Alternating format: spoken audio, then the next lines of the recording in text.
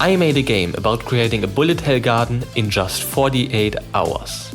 And also joined a chicken kite. In case you don't know, a game jam is a game development competition in which you have to create a game in a certain amount of time. In this case, it was just 2 days. The theme was voted upon by the participants. They also made suggestions which ranged from sound deep but actually aren't, to way too specific for a theme, to pretty alright. Everyone seemed to be routing for specifically a chicken related theme, and I promise mentioning this will have some plot relevance later. Finally, the selected theme was garden. Day 1, it was 7 PM for me when the jam started. I wasn't even sure whether I was going to join the jam or not. I tried to join the team last minute, but even though everyone called it a huge offer, nobody took up on it.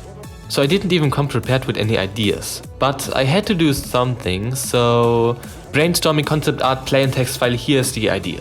You are in a garden/greenhouse. You buy seeds, plant them and profit once they have lived for a bit. The catch? Any fully grown plant will attack you in some way or another. So you buy plants, survive, profit, repeat. I had a lot of trouble setting up the scene and even had to restart once. And because it was pretty late already, day 1 really only consisted of planning and coding some of the basics. Even so, I decided to work a bit on the music of the game. Here's the first chorus.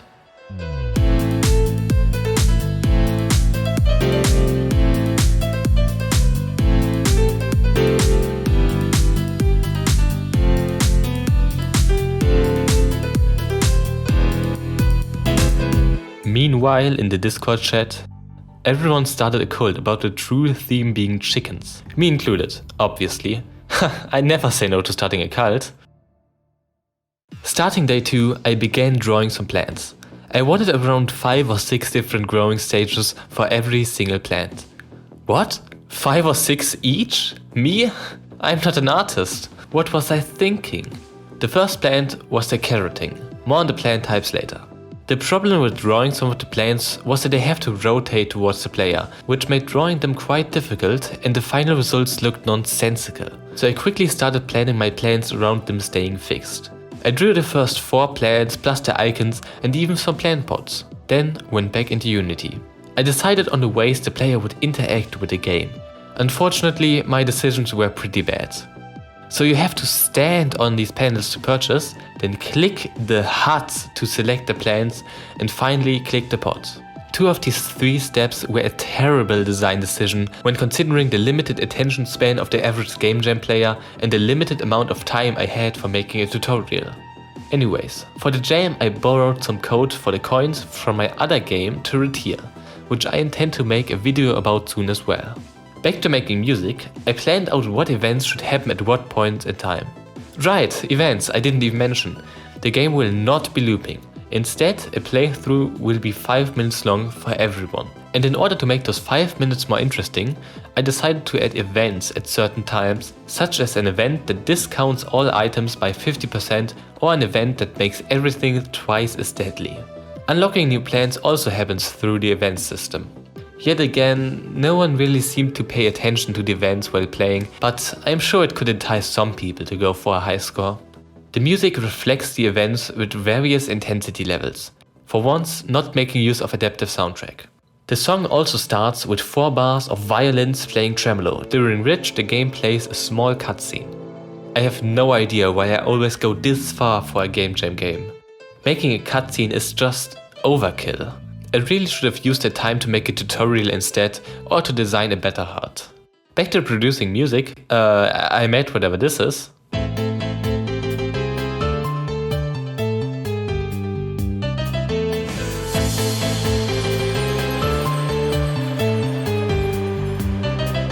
I patched up the song with some more mixing and stuff. I also created this key change.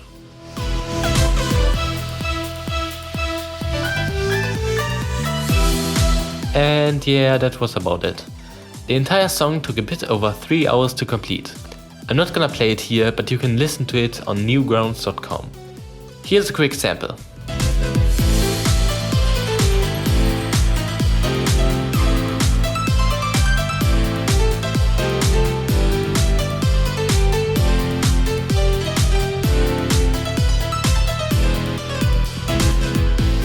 And that concludes day 2. On to, meanwhile in the Discord chat, they wanted to give out roles to people with chickens in their games. They were actually going to patrol the games to find chickens. This is getting insane. Save us. Time to make the last 2 plans. And just in case you noticed, yes, the shop octagon is now a hexagon. Time restrictions and all that. Not to mention people actually had trouble even testing out all 6 plans. Starting off, I drew some beans. Nice. Now, in order to not get assassinated by the chicken council, I drew a new kind of seed. The egg. It turns into a baby chicken, which I hope is good enough. Luckily, you can only see my crude attempt at drawing a little hatchling for a few seconds before it explodes into useful shields. Speaking of use, with all 6 plans drawn, let's take a look at them. The 6 plans are as follows. The carroting, a plant that just looks at the player and shoots bullets in groups of 2. The rod gun, a plant that also looks towards the player but shoots in a shotgun pattern of 3. The beet rod. Yes, the first 3 plants all have some variation of the word rod in them. I thought it was funny. So the beet rod only shoots upwards, but the bullets are homing and rotate towards the player. This is one of my favorite plants to dodge. The spiky chili. I'm sure you can figure out this pun as well. Once fully grown, it explodes into 16 bullets at 45-degree intervals. To compensate, it also has some homing. Honestly, this might be one of the most overpowered plants in terms of profit and relative risk associated with it. The bean. It's a bean. It shoots in a spiral for a bit. Definitely the most dangerous plant. Doesn't give too much cash though, so in hindsight very underpowered. And finally, the egg. The only plant which you never profit off. Instead, once fully grown, it drops a shield that protects you from incoming damage for 20 seconds. That alone might be a bit overpowered, so every hit you take reduces that countdown by 1 second. This prevents the player from simply placing a bunch of chilies and surviving the impact with just 1 shield. Although, again it might be a bit overpowered. Not too bad though, since it is the final plant that you unlock. Now it's time to actually make the game look a little better. As you were able to see by the recording, I added some 3D walls in the floor which was ripped straight from Turretier. I also added some lights in post-processing, the newly created plants, a lot of particles and finally a player character. Don't judge, it's the first time I've ever drawn a person. That's right, even though I had already made 7 games, in every single one of them I was able to avoid drawing a person. It was always either a circle, a square, a ghost, nothing, a tank or a shadow. I think my player this time is good enough. The player luckily didn't need to rotate, so I was able to draw him in a semi-top-down perspective, instead of fully committing to rotation like for the first 2 plants. Furthermore, I made some simple sound effects which really helped to make the game feel more alive. And here's the result of the improvements. Nice. Gameplay wise, not much has changed, although I did remove the health bar and replaced it with a hits counter. Instead of losing health, you now lose coins on hit, because I really didn't want the player to have to restart the game because they were careless. Some final changes include the creation of a title screen, which was pretty much pointless because no one looked at the second menu anyways.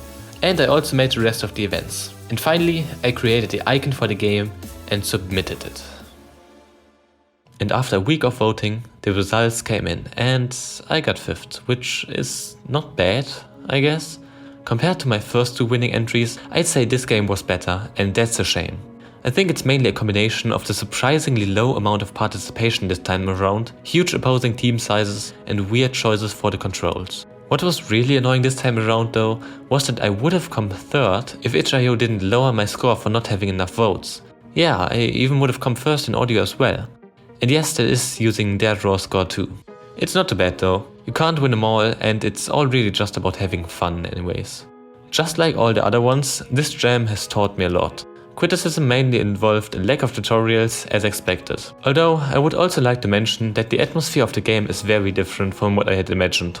As you could tell from the concept art, the plan used to be for the garden to be outside. I then also could have implemented weather or something. Nevertheless, it feels generally good to play, and at least from my point of view, it is quite fun. The risk and reward concept definitely was a great design choice. Anyways, thank you for watching. I will now still have to fill out a couple of seconds speaking to the kind people watching in order for my outro song to be able to take over my place as the narrator by quickly interrupting me with some sick beat.